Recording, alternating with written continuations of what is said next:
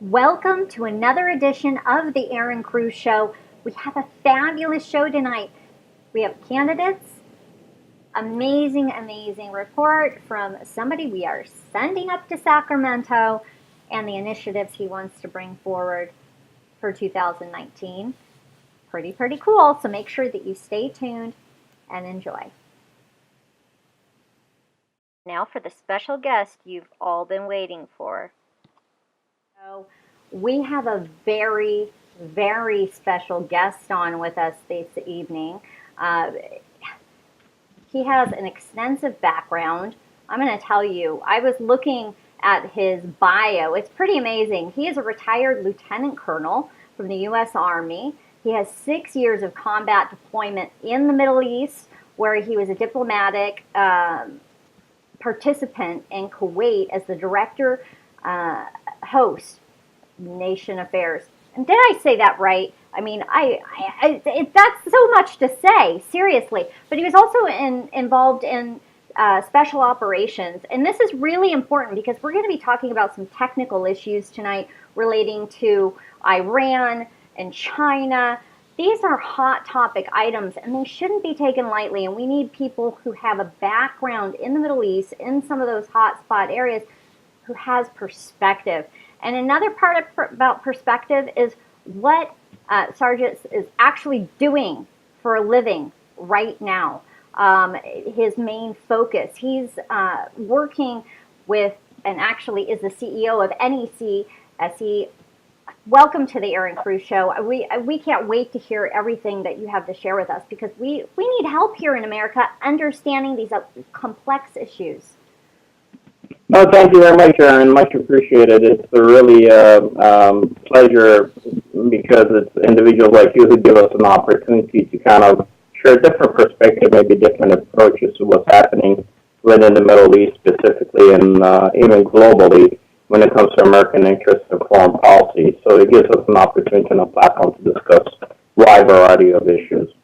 Right. Well, it's important, and these issues, I think, are not taken into balance and perspective when we're talking about the media of today, right? It's a lot of hot topic, headline-catching things when these are big, serious issues that we're facing today, especially where it's relating to Iran and China. We've seen a lot of alliances going on here across the globe with Russia, China and Iran, and it almost seems like a love triangle since Trump has kind of put down his foot on some trade issues and other things.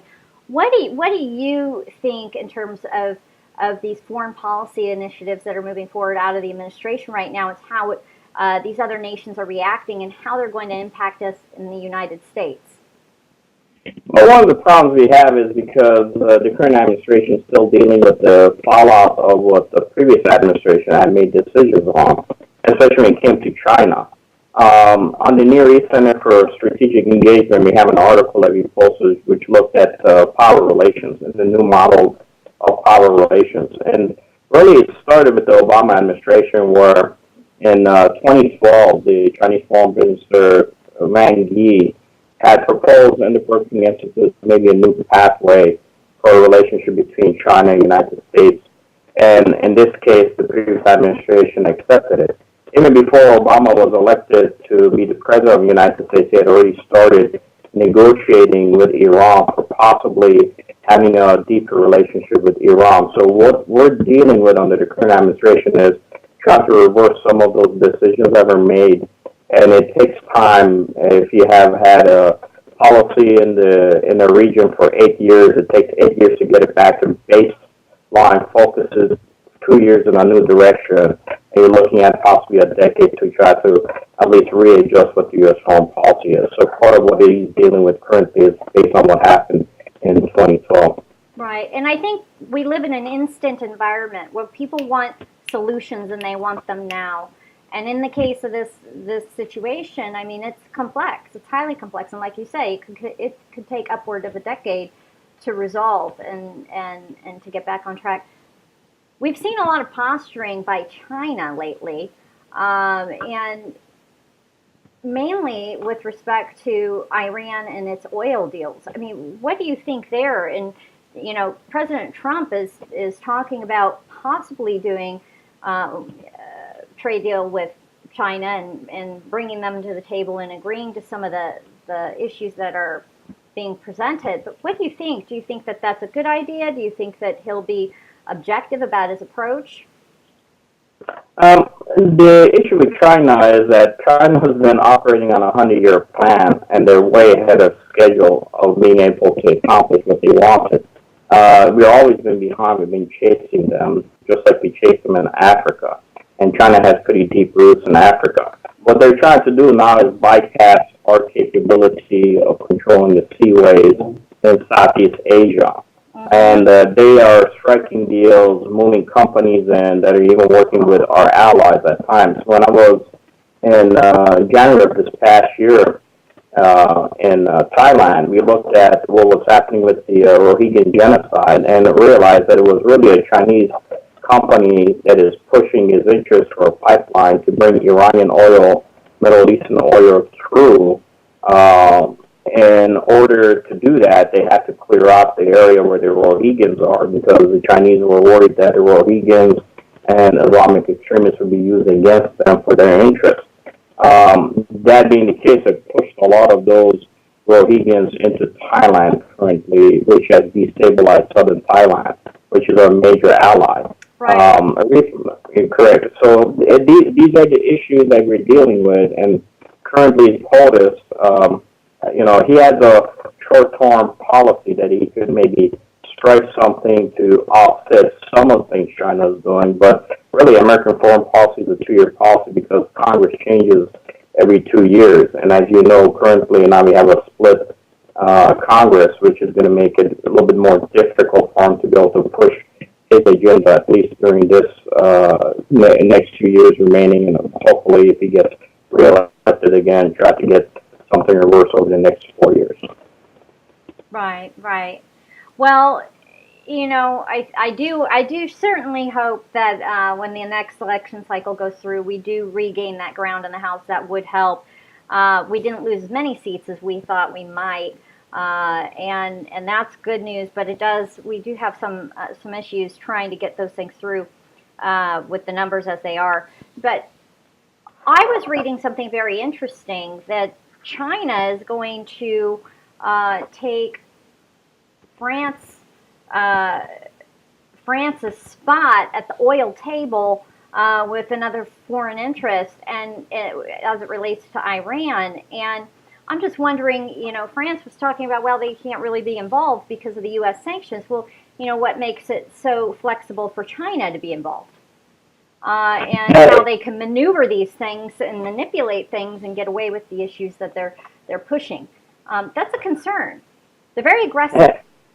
It is a concern, but one of the problems we have is Asia, as much as we want to have effects on it, is still an ocean removed. The Chinese have a large influence, even with our allies.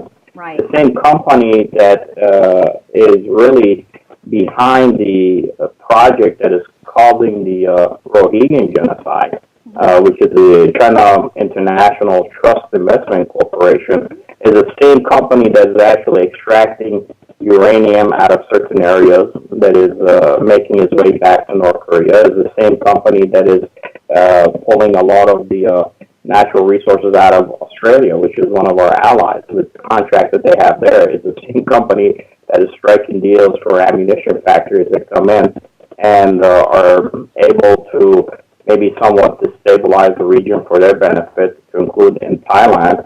The same company that is developing ports within Thailand itself. So for us to say we're going to sanction someone, it becomes difficult. As an example, when we put the sanctions against Iran, we still kept one of the Iranian ports open, not to be affected by sanctions, because India, which is a major bloc that is going to be able to block against China, needs still to get good services and oil out of Iran in order for it to be able to be an ally for us and a strong ally to be able to buffer against China. So these are some of the decisions that are made globally. I don't think a lot of people understand that affect how far we can stop Chinese expansion within the region. China will expand, but again, we can stop the expansion. It's just a matter of how long would it take, what we have to do to be able to buffer it. One of the problems we run into ourselves in 2014, October 30th, Japan bought U.S. debt. For us to even try to increase our interest rates back in the States, which would help us maybe recover some of our losses, will negatively affect Japan. It will destroy their economy because they're holding our debt. So these are a lot of the issues that we have to kind of fight ourselves into that limit what we are able to do both economically and politically within the region. Right. Well, like you said, like I said, they're complex. Like you said, it's going to take time. And, thank you for coming on the show to talk with us today a little bit about this, because the media isn't doing a very good job at the big mainstream media isn't doing a good job at sharing the complexities. They just throw a lot of information and they don't give any sources. So this is really good to hear this. Our viewers are really going to be able to appreciate this material. Now, you're doing some work with your company. I wanted to talk a little bit about that. And their partnership throughout the country and throughout the world. Can you talk a little bit about that? Yes, I established the Near East Center for Strategic Engagement on September 11, 2014, in honor of the memory of the 3,000 Americans that were murdered by terrorists in our country. And really part of what we tried to do, we're both a think tank, but we're also an operational organization. From 2014 to 2017, we advised the Syrian Christian multi-force structures that were fighting against ISIS both in Iraq and Syria. We established the United Assyrian Appeal, UAA, United Assyrian Appeal, which actually helped give money to the multi-families of those fighters so that the fighters can concentrate fighting the fight, because we were not getting any support from the U.S. side at that time under the Obama administration, or to include from any other NATO partner to be able to support and save them. And part of what I also do, part of the process is we look at all the genocides, and that's why I was in Burma, seeing the linkages that are between what's going to be the next role of China probably in the Middle East. If Russia and the United States cannot work together in the Middle East, eventually China will come in and pick up the pieces of the fight between the two.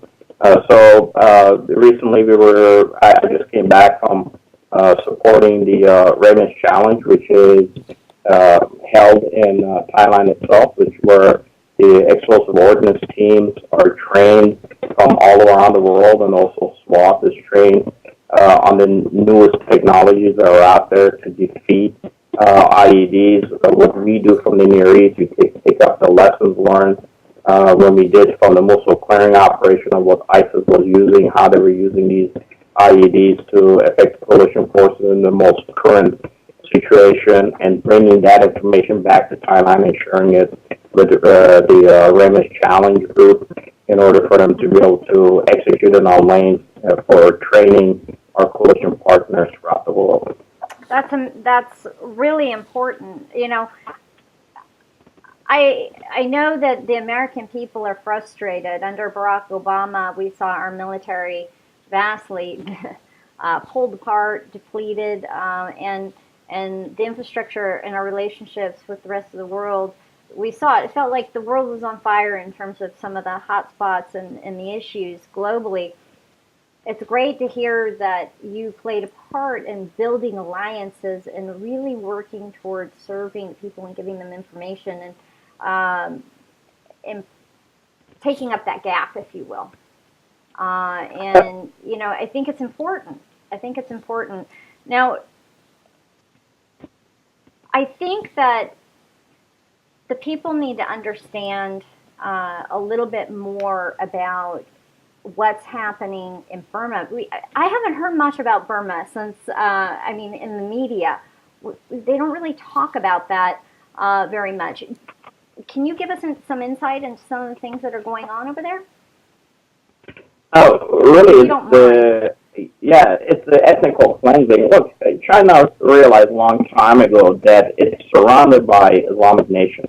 Mm-hmm. And China is suppressing any Islamic minorities within its country, literally putting them in camps. Outside of his country, it has to cleanse them out, get them out of the way, because it knows that it is possible that one day the Islamic extremists can be used against its interests. So what it does, it literally comes in the case of Burma, it uses the Burmese military contacts that it has to cleanse out the Rohingyas and pushes them into Thailand, which is an ally of ours, Right. destabilizing southern Thailand, protecting its oil interests. Its main focus is really to try to bypass the Strait of Malacca in order to be able to corner 80% of the global shipping within the region. Imagine what that would do for U.S. capabilities and interests and our naval ability to affect China's expansion within the region. So as it does this and uses whatever means possible to promote its political, economic, multi-interest in the region, it affects our ability to work with our allies. As an example, the Burmese parliament majority is military. They work as a bloc. So even with our allies within the Burmese government, it is very difficult when we try systematically to make some changes that are going to stop China's expansion within the region.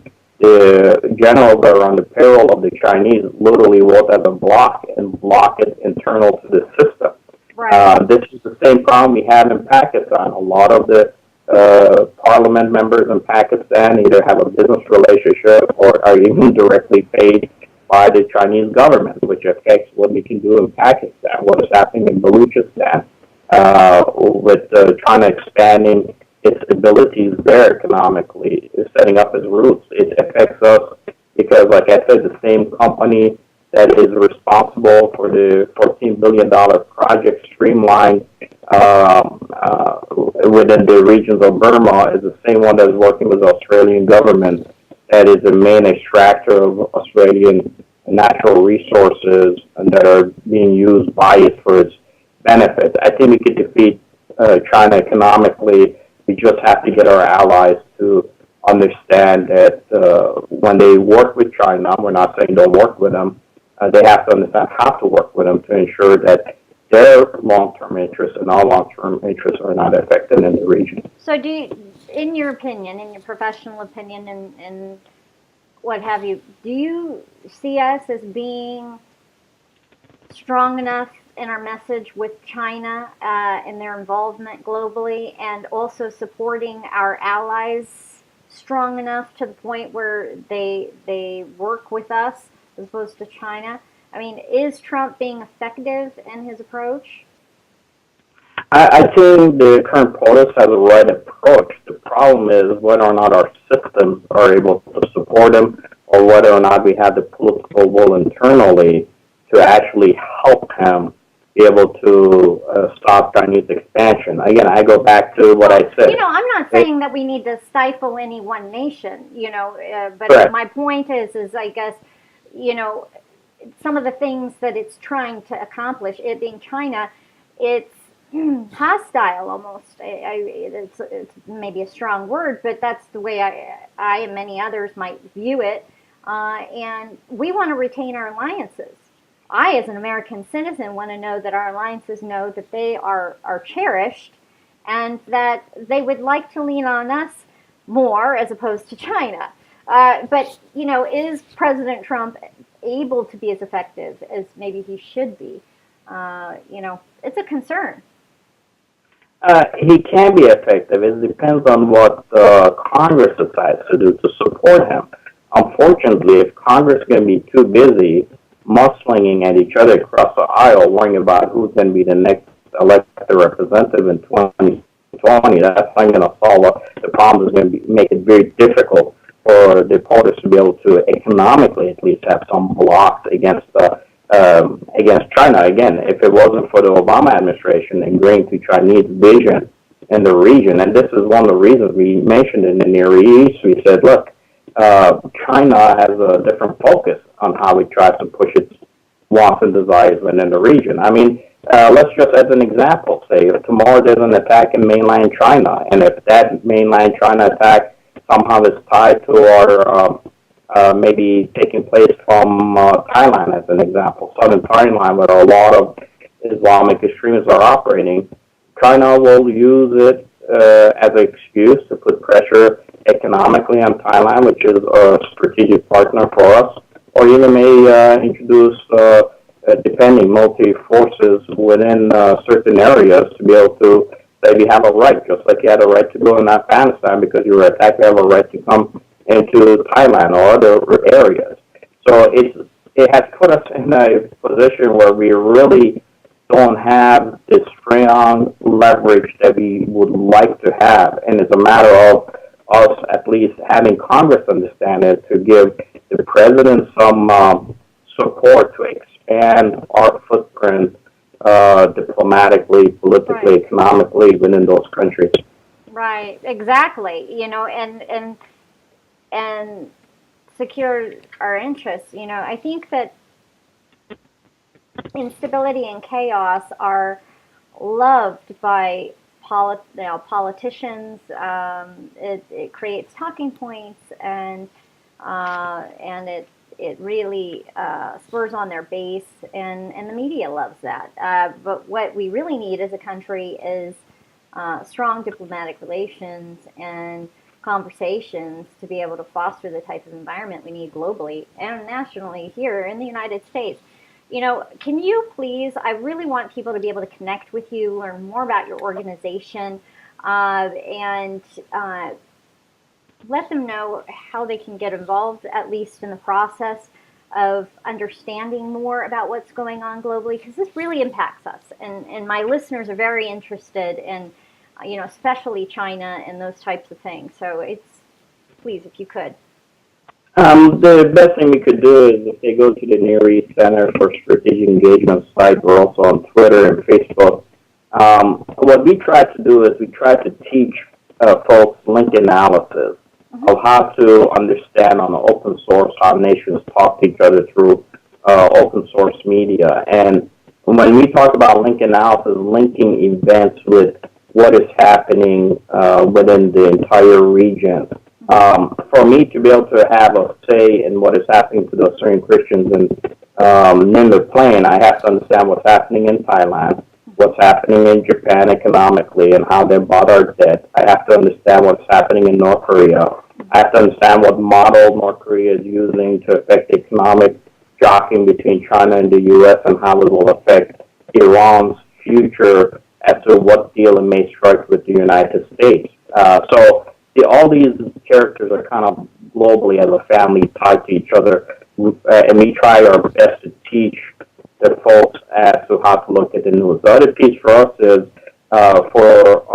we have United Australian Appeal, which is the only mainstay that we've had, which was a policy failure from the U.S. side that we had to create. It was to be able to support the Christian multi-families of the Australian Christians in the Middle East until finally a decision is made politically as to whether or not they should give them an opportunity to have their own region where they could at least protect themselves and save themselves under their own security platforms, and also develop their region and also have their own governance or say in governance to bring some stability to the Middle East.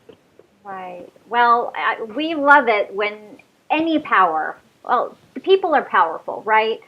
People underestimate their ability to impact the world, and we love it at any point when people are given more control about the information they receive and applying it. It's something that the younger generations are losing hold of is their ability to impact. I want to thank you for coming on the Erin Cruz show today. We talked about Iran, we talked about China, we didn't really talk about Russia so much. We talked about POTUS, President Trump. We didn't talk, though, yet about Korea, North Korea. And I really kind of wanted to talk a little bit about that. Do you have a few minutes to share with us how they're manipulating some of these big power players? Because it seems like, they're trying to have the world conversation, and it's they've quieted down a little bit on media, but they're still there. They're still actively participating. What's going on there between North Korea and China? I think North Korea realized that the only way world nations would come to the table if it talked about a nuclear bomb. And Iran has figured that one out too. I always said the nuclear deal with Iran was not a nuclear deal, it was an economic deal. Mm-hmm. North Korea figured a long time ago that in order for it to survive as a nation, it would have to purge its people, get the top classes loyal to them, which private schooling in North Korea is limited to only the top, and create a cheap labor force, which it did. Now, everything that had happened in North Korea was blamed on China, because China was the main nation that was allowing North Korea to continue as it was.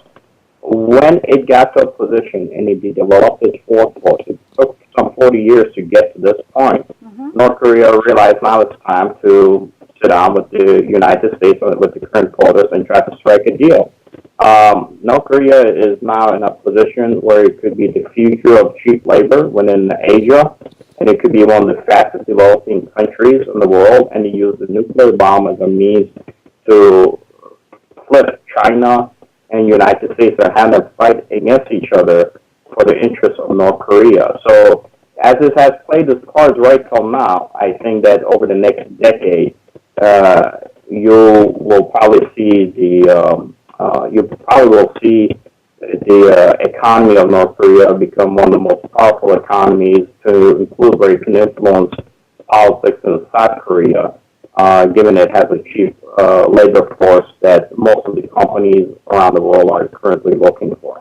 And China cannot provide that any longer. The Chinese workforce that we were looking at some 20 years ago, who was riding their bicycles to factories, now take their Mercedes to the factories. So they have evolved into a lifestyle that they're not interested in. So Iran is trying to do the same thing, and Iran has very highly educated doctors and lawyers that are looking for jobs. It has one of the youngest and the most smartest educated group, and if there's ever a change in Iranian politics, those markets would be where Europe, United States, Russia, China would be competing for, and this is in a strategic location where it's very important for us, regardless, to develop it as one of the largest allies, possibly for the next 40 years. So both North Korea and Iran are playing that card, and I think have brought the world nations to the table by using the concept of nuclear bomb as a means or a economic development as other means. Interesting, and it is. It's. I would call it the great manipulation, and it's unfortunate that the people of these countries. We talk about Iran and we talk about North Korea in such negative light. The people there are subjected to these big, powerful leaders who pretty much use them, and it's humanitarian-wise, especially in North Korea, these people are working for nothing, pretty much, and starving. And if those same people, like we do as a nation, realize their power and their ability to interact, that would be so wonderful. And it would be great to see. I'm a humanitarian at heart. I love people. I really do. And to see people oppressed like North Koreans are, and even some people in Iran, humanitarian issues, it's a concern. And I want great things for the people of the world, but how do we get those powerful players to realize that their people are powerful, and how do we get the tyrants out of the way? That's the shift. And when they use them and manipulate and nuclear bombs to extort money from powerful players like Barack Obama, who basically just handed over, that's a concern as well. And the media manipulating the people and basically scare tacticking, and here in the United States at least, I see it from a different perspective. And I'm concerned because our children don't understand historically the roles that Iran and North Korea have played long term. And like you said, it took 40 years to get to the space we are today. It's no easy task. It's been a slow go. And do you think ever that Iran, and I know there have been talks about it in Iran, but even North Korea, will ever be in a space where they become more of a democratic society? You're not looking I at threw a lot out there and I was looking at talking. maybe yeah. No, that's okay. I mean, you're heading in the right direction, Aaron. You're looking at maybe functional democracies is what we're looking at in the Middle East. I think Iran, by the virtue of it, fits geographically. Right. I mean, Iran affects. I was asked about Afghanistan as an example. If you want to look at it in the microcosm, for us to sit in Afghanistan, we can affect Southern Caucasus. That means we can affect Russia. We could affect China. To the east, we could affect Iran. To the west, to the south, Pakistan.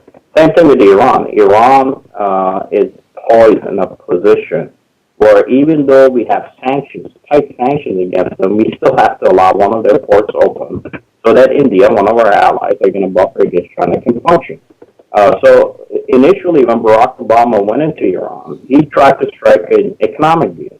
The problem was that the Europeans betrayed the American interest by literally going to the Iranians and saying, look, instead of doing business with an American company, you could see in the streets they're screaming, your own people are screaming death to America. Why don't you come through us and we'll bring those American companies under our wing into the Iranian economy? Well, Barack Obama was working almost 8 years trying to get that economy developed for the future of the United States, and he wasn't going to give that up. I think it was our allies not working with us which put us in a position where we are currently. Iran can tomorrow, as an example, pick up the phone and say, look, you see all the problems you're having with Saudi. How about why don't you come over here and we'll renegotiate maybe this contract? And I think if they do that, they put our administration in a difficult position because President Trump would have to go and at least sit at the table and listen to the new terms that are being renegotiated. At the end of the day, it's going to be our economic ties to North Korea, to Iran, that are going to allow us to have long-standing influences against others that are against our interests globally within the region. And if we are not going to get it right, eventually, like I said, in the Middle East, the Chinese are going to pick up the pieces for themselves, and then once they go in, we're not going to be able to dislodge them again. And in Asia, the same thing. Either we are going to win by striking those deals with North Korea, or eventually China will just overwhelm all partners politically, economically, as they have tried to do currently with striking deals with the Australian government for extraction of precious resources out of Australia and running pipelines through Burma, causing the Rohingya genocide and destabilizing southern Thailand. Right. Yeah, that word genocide hits me. It's a concern. These are big deals that are going on. They're big strategies that impact us all, and it's hard when they really tear apart people and countries when certain interests are involved and don't want to do right by the regions that they're involved in. You say genocide, and under Barack Obama, we didn't hear the truth about a lot of things that went on globally, and there was a lot of impact worldwide with people. I'm moved. I'm sorry. I'll take a deep breath. No, I mean, look, I'm an Assyrian, so for me, the genocide of the root of Christianity in the Middle East, the Assyrian genocide, was just absolutely deplorable. And I knew the reason why we were not getting the support that the Assyrian Christians needed in northern Iraq and in Syria was because of straight political decisions that were made by world policies. Politics, correct. Not people. And to lose the roots of Christianity, 8,000-year-old culture, would have been at the expense of the United States. Even today, if the Assyrian Christians are wiped out from the Middle East, guess what? It was under America's watch, regardless of how many other nations were involved there. And I always said to our folks, when you give money and weapons to the enemies of these Syrian people, and you force them by even against the Iraqi constitution to have to be subject to others in the region, you are responsible for it. And if it's just because you might be able to make a couple of dollars less on a barrel of oil, that's not the way to go about it. If you look at it from a long-term perspective, these neighbors can live with each other in a functional democracy. The area can be stabilized, and it will pay off better for you in the long run.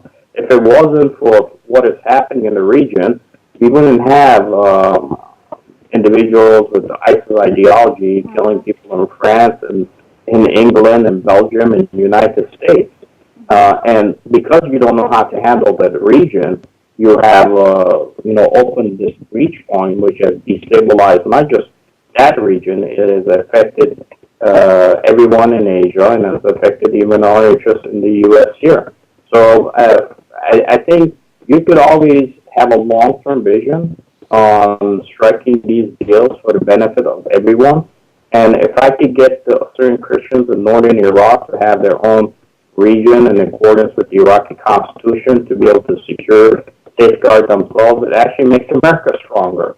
Because now you have an ally, and the more friends you have, the less enemies you have that can actually function in support of our global interest, which is to bring these type of functional democracies to the region, and everybody at the end of the day still can make their dollars. Right. It's just to make it in a much more moral and ethical way than some are trying to do currently. Right. Communication. I love communication, and that's the breakdown of it globally is problematic. But I'm glad to see that you have solutions and you're making headway. And your website, we've provided that to our listeners and our viewers, and hopefully they take a look, because you do have a lot of information online available for people to learn more. Well, thank you for coming on the Erin Cruz Show. We really appreciate it, and hopefully we'll talk with you soon and follow up with your progress. No, thank you, Erin. Again, like I said, Near East Center for Strategic Engagement to get the information, and United Assyrian Appeal, 501c3 if they want to help with donations, especially during this Christmas time for us to help the Assyrian Christian families in the Middle East. Well, thank you. Thank you for all you do to help the Christians around the world. We really appreciate it. Thank you, Erin. God bless. Take care. To hear more and to learn more on how you can make an impact or about the Erin Cruz Show, visit us online at erincruz.com. That's ERINCRUZ.com.